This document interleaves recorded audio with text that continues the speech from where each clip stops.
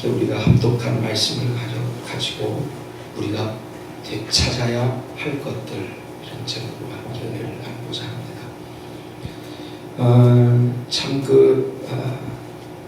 작년부터 하나님께서 순회 선교사의 길을 가게 하시어서 생각하면 할수록 그게 얼마나 감사한지 모르겠어요.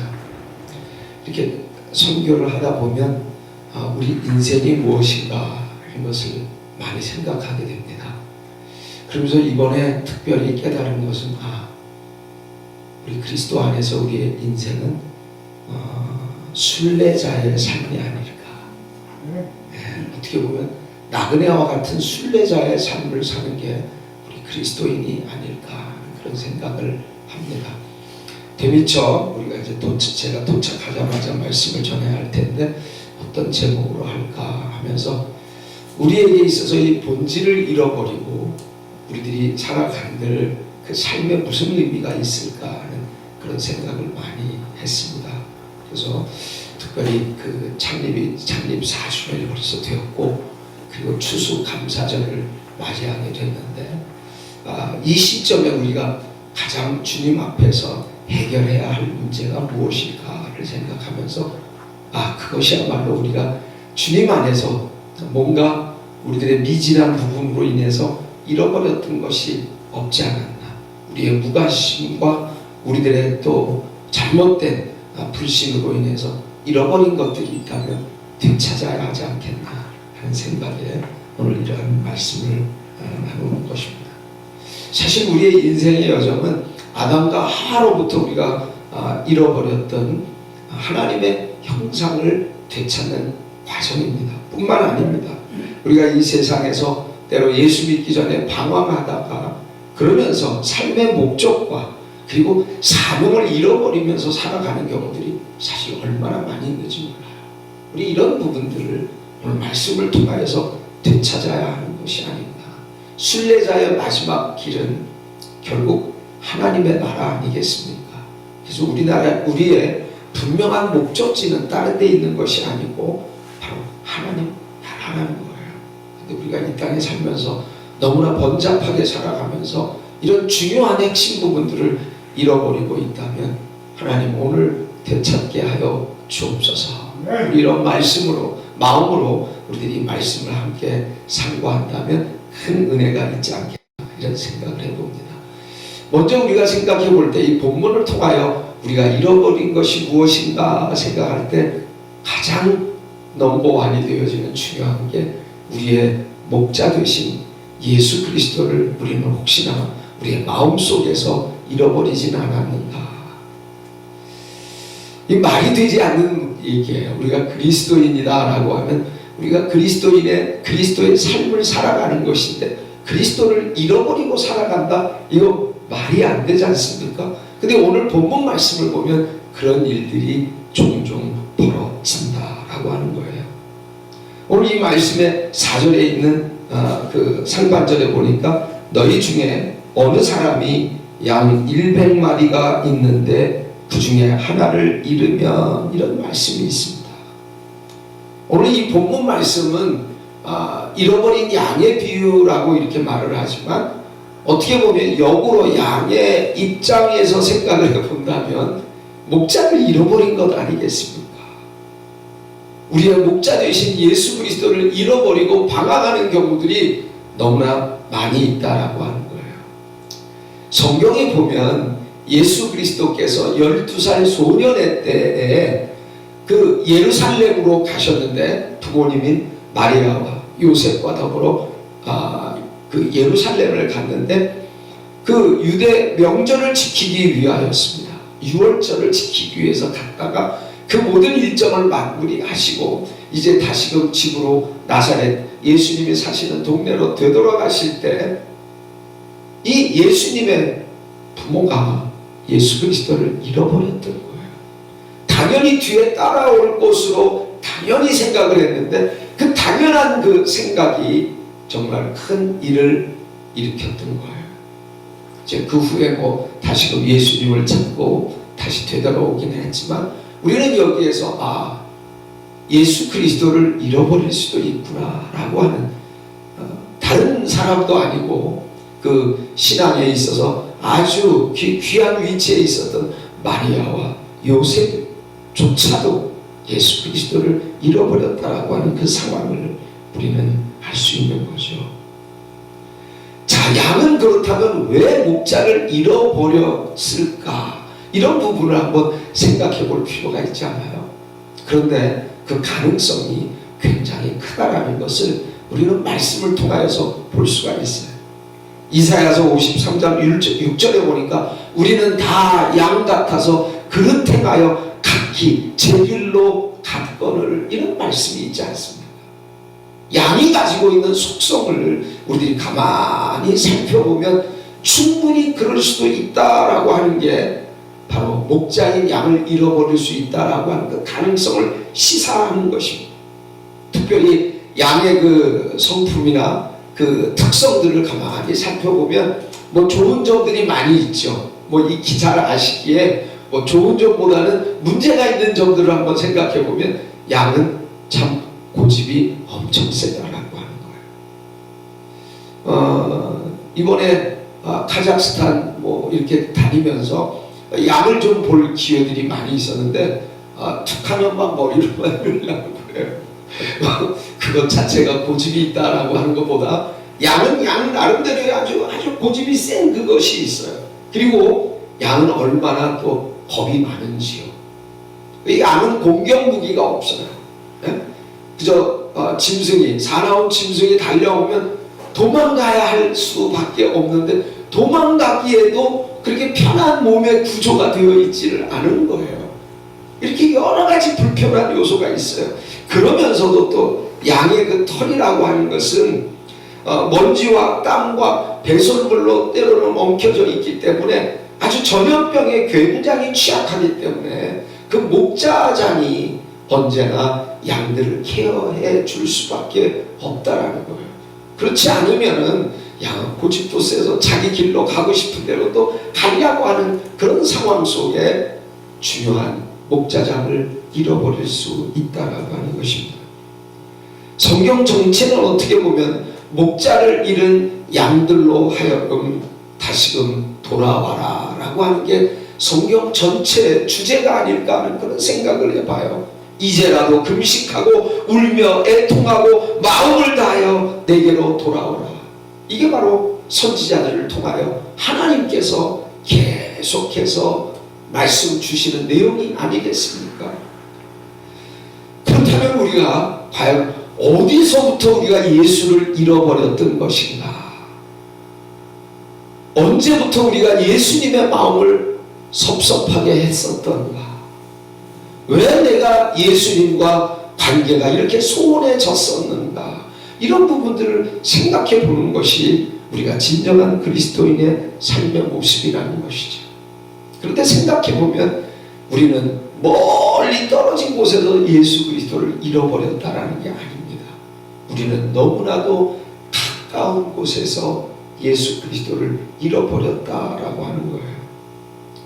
죄와 불신이 그 같은 길을 가게 한 것입니다. 근데 제가 왜 예수님을 잃어버린 것이 그렇게 멀지 않은 것이다 라고 말을 했냐면, 예수님께서는 요한복음 15장의 말씀을 통하여서 포도나무와 가지의 비유로, 포도나무와 가지는 한 몸의 나무 아니겠습니까? 그리고 예수님을 가리켜서 포도나무 우리를 가지라고 했다면 한 몸에서도 잃어버릴 수 있다라고 하는 이런 생각을 우리들이 쉽게 할 수 있는 것 아니겠습니까? 저가 내 안에, 내가 저 안에 이와 같은 주님과 한 몸이 되어 살아가고 있는 동안에도 우리가 예수 그리스도를 잃어버릴 수 있다라고 하는 점을 시사해 주는 말씀이 아닐까요? 어떻게 보면 바울 신학의 핵심적인 그 내용을 우리들이 살펴본다면 엔 크리스토스라고 하는 그리스도 안에라고 하는 말입니다. 우리 그리스도인이라고 하는 존재는 그리스도 안에서 살아가는 자다라고 하는 말이에요. 그래서 갈라디아서 2장 20절의 말씀을 보면 내가 그리스도와 함께 십자가에 못 박혔나니 그런즉 이제는 내가 산 것이 아니요 내 안에 그리스도께서 사신 것이다. 내 안에 계시는 그리스도라고 하는 거예요. 우리는 이 부분을 생각하면서 우리가 그렇게 가까이서 너무나도 근접한 상황 속에서 예수님과 더불어 살아가고 있음에도 우리는 그 예수를 잊고 살아가는 그런 상황이 너무나 많이 있다라고 하는 것입니다. 오늘 우리가 4주년 창립 4주년을 맞이하면서 우리가 가장 본질된 것을 잃어버리고 다른 부차적인 것들에 신경을 쓰는 것은 없는지를 생각해 봐야 합니다. 저는 이번에 특별히 카자흐스탄의 알마티 그리고 침켄트 그 다음이 체코 여정이었는데 체코라고 하는 것 그 시내 프라하라고 하는 것은 중세 시대 아주 꽃이라고 할 수 있는 많은 유적들이 정말 아름답게 펼쳐져 있는 곳이더라고요. 근데 제 마음속에 하나 안타까움이 있었습니다.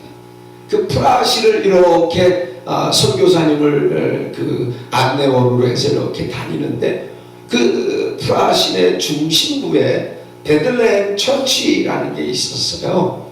근데 그 베들레헴 처치는 어떤 곳이었냐면 1517년 종교개혁을 이룬 마틴 루터의 그 불씨를 담긴 장본인이 그곳에서 목회를 했었던, 거기에서 말씀을 선포했었던 그 교회가 바로 베들레헴 처치였는데 그분이 누구냐면 야누 후센이라고 하는 종교개혁가였습니다. 체코 사람이었어요. 근데 이분은 어떤 사람이었냐면 가장 우리들의 신앙의 본질이 되어지는 이 성경 말씀이야말로 진리의 바탕이다, 이 말을 외친 사람이에요. 근데 그 당시가 그 캐톨릭이 나름대로 교권을 잡고 휘두르는 그와 같은 상황 속에서 옳은 말을 지금 우리들이 살펴보면 전혀 1.1에도 틀리지 않고 우리들의 신앙의 귀감으로 살아야 할 그 말씀들을 선포했음에도 불구하고 그는 불에 타 화형당하면서 순교를 당했던, 그래서 그가 순교한 그때가 1415년이라고 하는데 그가 순교당한 가장 그 이유를 또 이렇게 자세히 살펴보니까 그 당시만 해도 말씀을 선포하는 사제들 외에는 이 성경이 일반 성도들에게 주어지지를 않았어요. 그러니까 성경을 해석하고 읽고 선포해주는 역할을 하는 사제들에 의존할 수밖에 없었다는 거예요. 우리가 큐티도 할 수 없어, 말씀을 읽을 수도 없어. 그저 사제가 던져주는 옛다 이거 잡수세요 하면 그때 그냥 이렇게 먹는 하나의 그런 상황이었는데, 그렇게 될 수밖에 없었던 하나의 이유 중에 하나가 그 당시에 신부들은 세프아진트라고 하는 라틴어로 쓰여져 있는 하나님의 말씀을 아주 거룩하게 그리고 아주 지적으로 설교하는 사람들이었거든요. 그러니까 이 체코 사람들이 체코어로 되어진 번역된 성경이 없었던 거예요. 오늘 우리들이 이 번역된 한글 성경이 있으니까 우리들이 하나님의 말씀을 읽는 거잖아요. 근데 만일 한번 거꾸로 생각해 봅시다. 지금 우리들이 라틴어로 된 성경을 읽어야 한다라고 하는 그런 상황에 처해 있다면 그 말씀을 도대체 잘 읽고 해석할 수 있는 사람이 몇이나 되겠느냐라는 거예요. 그래서 모든 체코인의 가슴에 하나님의 말씀을, 이게 바로 양 후센의 종교개혁을 이루기 이전 100년 전 전에 그가 목숨을 걸고 외쳤던 내용이었습니다. 얼마나 체코인을 위한 그 민족 사랑의 마음과 그리고 진리 안에 서야 되겠다라고 하는 그 강한 열정이 있었던 거죠. 바로 그것이 화형의 불살림을 당하는 그와 같은 순교의 상황 속에서도 눈 하나 깜빡거리지 않고 나는 하나님의 진리를 위해서 우리 체코인들의 가슴에 성경책을 전달하기 위해서 나는 모든 사명을 다했다, 이런 말을 던지는 그 자체가 얼마나 저에게는 충격과 또 한편으로는 은혜가 되어졌는지. 근데 너무나 또 안타까운 부분은 뭐였냐 하면 그 교회가 바로 그분이 설교했었던 그 교회가 돈을 주고 잠시 대여해서 관광자들에게 뭔가 여기 구석구석을 보여주는 그런 관광명소가 되어졌을 뿐이라는 거예요. 어떻게 보면 체코인들이 그 역사를 살펴보면 이런 귀한 영적인 피를 흘린 그 같은 순교자들이 있었음에도 불구하고 전체 민족의 90%가 에이티스트라고 하는 무신론주의자가 되어진 이유가 뭔가 라고 생각을 했더니 이런 아름다운 영적 유산이 있음에도 불구하고 러시아의 정교회, 그러다가 또 공산혁명, 그러면서 1990년도에 다시금 자유를 찾고 이렇게 왔다 갔다 하는 가운데 하나님이 살아계시면 이럴 수 있어, 뭐 이런 생각들이 백성들 가운데 많이 있었던 것 같아요. 그러면서 모든 사람들이 대부분 에이티스트, 무신론주의자가 됐다. 제가 거기에서 함께 선교하면서 강의를 하고 말씀을 전했던 그 교회가 바로 집시교회입니다. 집시교회. 아주 열악하게 살아가는 사람들이에요. 그런데도 얼마나 뜨겁게 예수 그리스도를 모시고 마음속에 살아가는지, 야, 베들레헴 교회는 그 역사적으로 취향찬란하게 멋있게 다듬어지고 아름답지만 정말 아름다운 교회는 이 집시교회가 아닐까 하는 생각을 해요. 아무리 아름다운 그 교회가 진짜 예수 그리스도를 잃어버린다. 지금 그리고 이 시간에 이 장소에서 내가 예수 그리스도를 잃어버렸다면 그 아무리 휘황찬란한 것이 무슨 의미가 있느냐라는 거죠. 오늘 저와 여러분들이 생각해야 할 부분이 바로 그것이죠. 예수님께서는 소아시아의 7교회 중에 3위교회를 향하여 그런 말씀하셨습니다. 네가 살았다 하는 이름은 가졌으나 죽은 자다. 오늘 겉은 번지르르 하지만 정말 내용 안에 깊이 있는 폐물을 살펴보면 얼마나 썩어 문드러지고 이상한 냄새가 나는 그런 교회들, 그러한 실상들이 얼마나 많이 있는가를 우리들이 생각해 보면서 우리의 신앙에 예수 그리스도가 전부 아니겠어요? 근데 예수 그리스도를 앞에 바로 임재 앞에 모셔두고 우리들이 딴짓하거나 다른 일에 관심을 쏟는 일이 있다면 우리는 얼마나 주님의 마음을 아프게 하는 것입니까? 우리들의 가정생활, 우리들의 직장생활, 우리들의 삶의 영역 속에서도 마찬가지예요. 뭐 좋은 일이 있을 때는 그냥 뭐 넘어가고 안 좋은 일이 있을 때는 우리가 주님께 대해서 왜 도대체 내가 이 상황, 이 형편에 처해야 되겠느냐고 우리들이 불평스러운 말을 할 때가 얼마나 많이 있는가요? 오늘 주님은 내 안에 계십니다. 나는 주님 안에, 주님은 내 안에 계신 게 주님과 우리들의 간격입니다.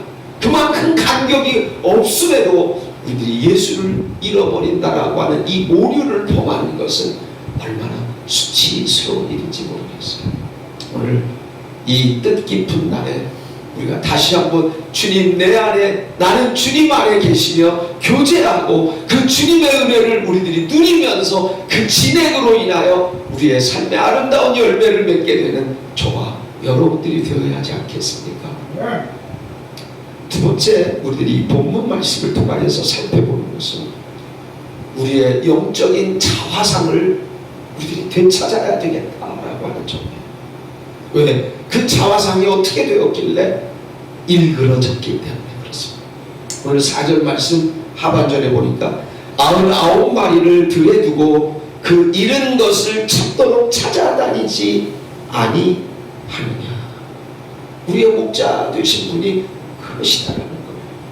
근데 여기에서 우리들이 그 목자가 취한 이해할 수 없는, 납득할 수 없는 그 행위를 우리는 여기서 쉽게 발견해내지 않습니까? 무엇입니까?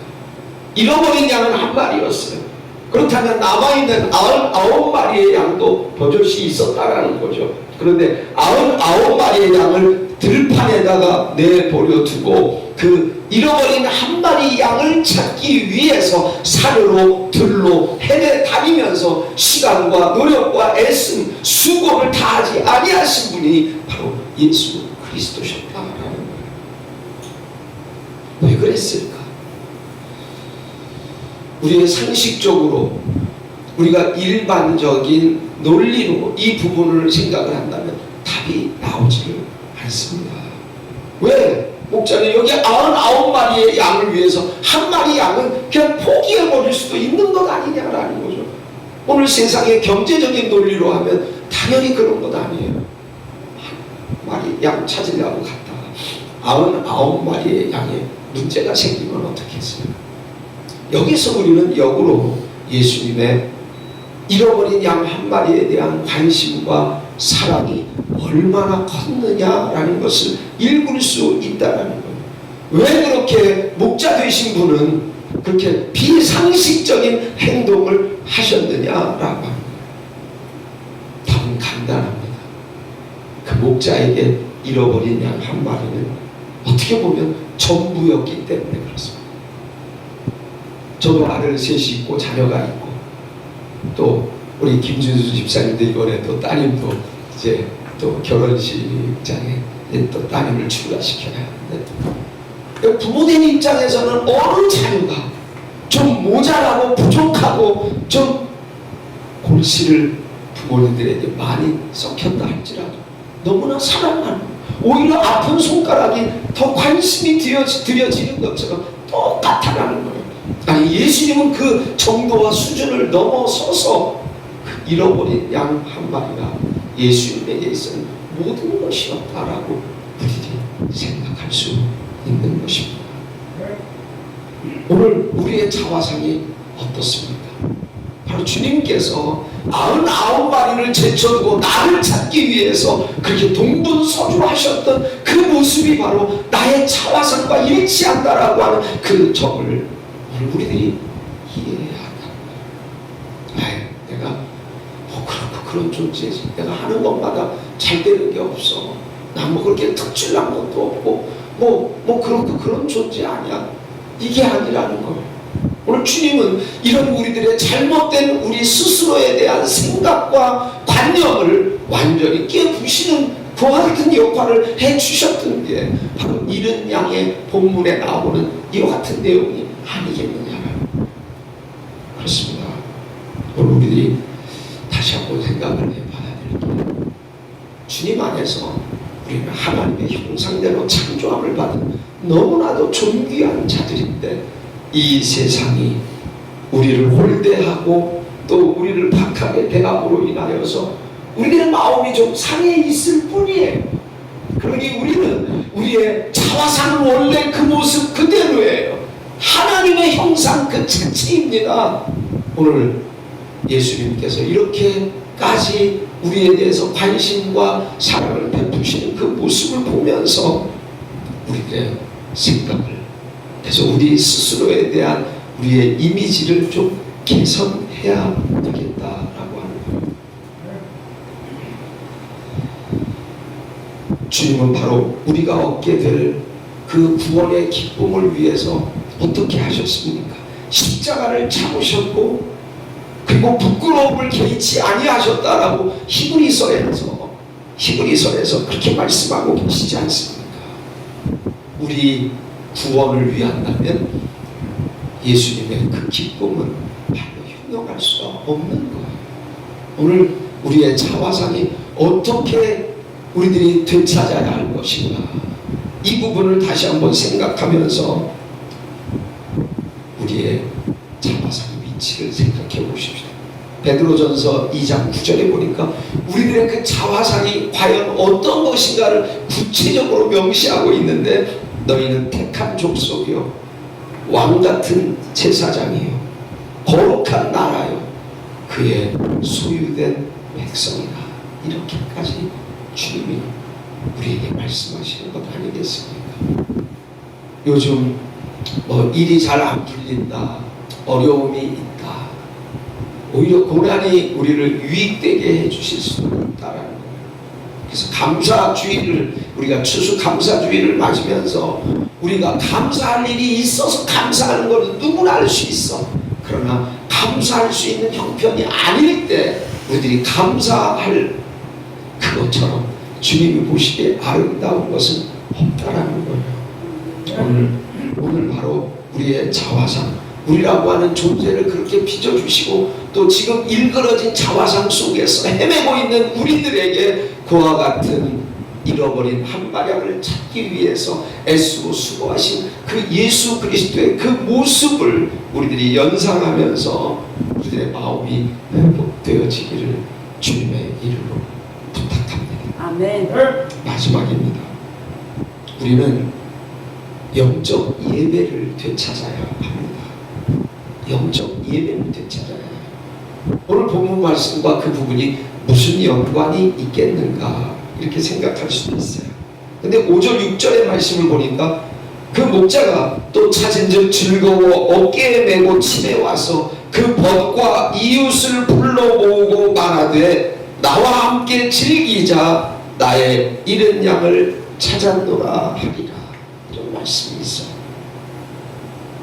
목자는 그 잃어버린 양을 되찾았다라고 하는 그 즐거움과 기쁨 때문에 그 동네 사람들을 다 초청해서 바로 잔치의 한마당을 축제를 벌인 겁니다. 이것도 생각하면 이해가 안 가는 거예요. 동네 사람들에게 연회를 베풀기 위하여 들어가는 경비는 뭐 그때나 지금이나 물가 저거를 생각을 해도 그렇게 만만치는 않았을 거예요. 어떻게 보면 잃어버린 양 한 마리 단가를 계산해 보면 잔치를 배설하는 게 더 비용이 많이 나갈 수도 있다라는 거죠. 그러나 그 목자는 잃어버린 생명의 그 양을 찾았다라고 하는 기쁨으로 아무리 자기에서 재정이 충날지라도 그것이 문제가 되어질 수 없다라는 거예요.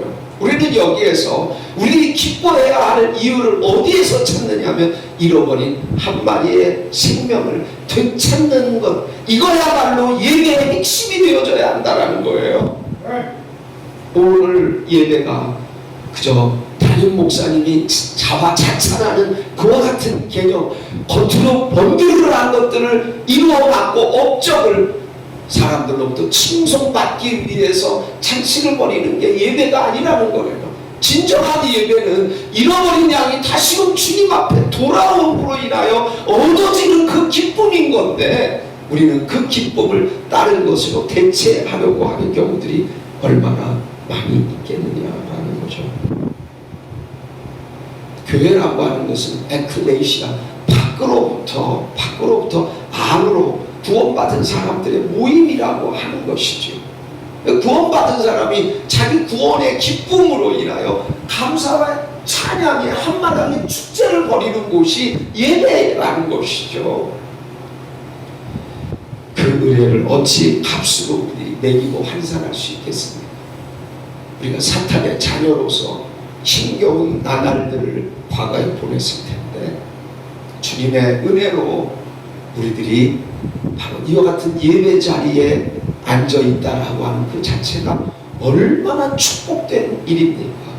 그런데 우리는 때때로 이러한 부분을 세상에 인건비와 경비 이런 걸 따지면서 그 계산기를 두드리고 있다면 이건 참 우리 예배의 본질과는 너무나 떨어진 것이 아니겠습니까?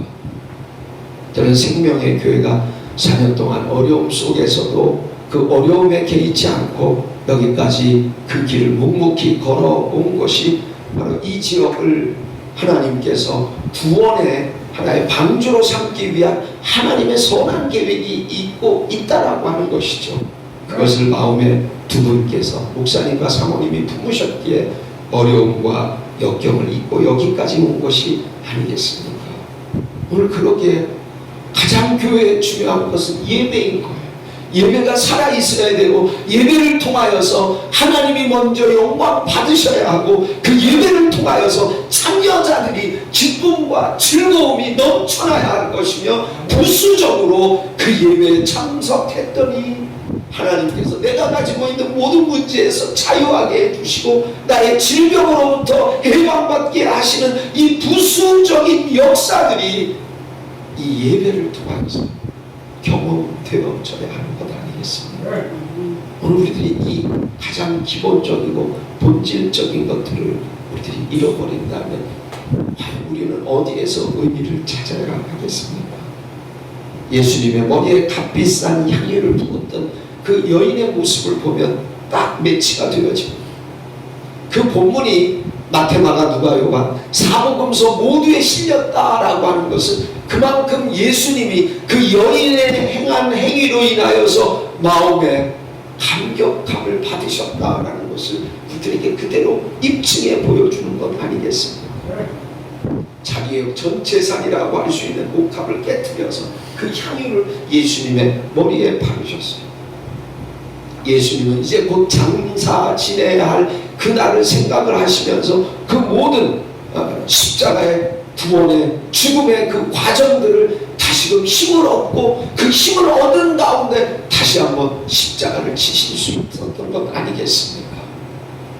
바로 그런 여인의 주님을 기쁘게 해드리는 아름다운 예배 행위와 같은 그 옥합을 깨뜨려 감사를 올려드리는 그 여인의 모습을 우리는 영적 예배의 진정한 모습으로 연결시켜 볼 필요가 있다라는 거예요. 그래서 우리들이 써야 할 많은 경비, 우리들이 지출해야 할 많은 항목들이 있을 거예요. 그러나 한 가정에서나 교회에서나 우리는 주님께 온전히 드려지는 연락된 예배를 위하여 우리는 그 무엇은 경비가 들어가고 지출이 되어질지라도 그 모든 것들을 우리는 주님 기뻐하시는 예배를 위하여 우리는 거룩한 낭비를 할 준비가 되어 있는가, 이 부분을 생각해 볼 필요가 있겠습니다. 오늘 정말 뜻깊은 날에 여러분들과 함께 이렇게 예배를 드리면서 하나님 이제 또 조금 있으면 이제 연말 그리고 또 새해가 다가올 하나의 그런 길목에 오늘 날씨도 좀 풀어진 것 같기는 하지만 제가 영국에 갔더니 날씨가 춥더라고요. 눈도 두 차례나 그 짧은 일정 동안에 두 차례나 눈 오는 것을 봤어요. 벌써 이제 한 해가 지나간다라는 사인입니다. 이와 같은 상황 속에서 우리 스스로를 돌아보면서 주님, 우리가 가장 중요한 것을 놓치고 살아가는 자가 되어버렸습니다. 다시 한번 이와 같은 시점에서 우리가 되찾아야 할 것이 무엇인가를 분명하게 다시금 되찾는, 그래서 올해 말이 되기 전까지 하나님 어떤 대가를 지불해서라도 그 잃어버린 것들을 되찾을 수 있도록 도와주옵소서. 기도해야 되겠습니다. 아멘. 주님께서 우리를 이곳 특별히 그 약대동에 위치한 곳에 이 교회를 하나님이 세우셨어요. 제가 선교지에 갈 때마다 오늘은 카자흐스탄은 내일은 세계를, 그리고 또 체코에 가서는 오늘은 체코를 내일은 세계를 늘 그런 선포를 했거든요. 그리고 런던에 가서는 오늘은 영국을 내일은 세계를, 오늘은 약대를, 내일은 전시를, 그리고 내일 모레는 세계를 품는 우리 생명의 교회가 되시기를 정말 주님의 이름으로 축복합니다. 기도하시겠습니다.